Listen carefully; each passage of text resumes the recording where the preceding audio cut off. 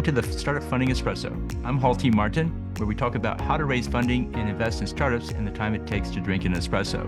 If you have a question about startup funding or investing, please go to the website, startupfundingespresso.com, and type in your question into the chat bot in the lower right corner to receive an answer.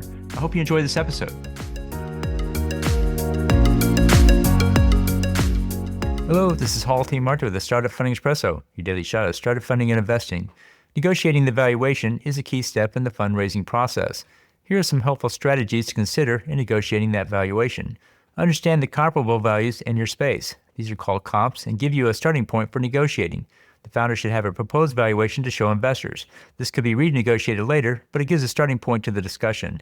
The key to a successful negotiation is to articulate all the values in the business. VCs will often throw out a lowball offer. This, for the most part, is a negotiation tactic. The VC is testing to see how much the founder believes in their own valuation.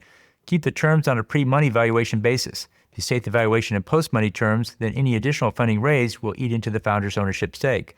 Consider the options pool in the negotiation process and how that will be paid for by both the founder and the VC rather than the founder alone. And finally, don't rush the process or be rushed by the VC. Take your time and consider all the terms. Thank you for joining us for the Startup Funding Espresso, where we help startups and investors connect for funding. Let's go start listening to today.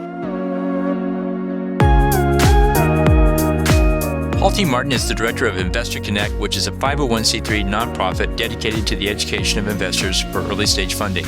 All opinions expressed by Hall and podcast guests are solely their own opinions and do not reflect the opinion of Investor Connect. This podcast is for informational purposes only and should not be relied upon as a basis for investment decisions.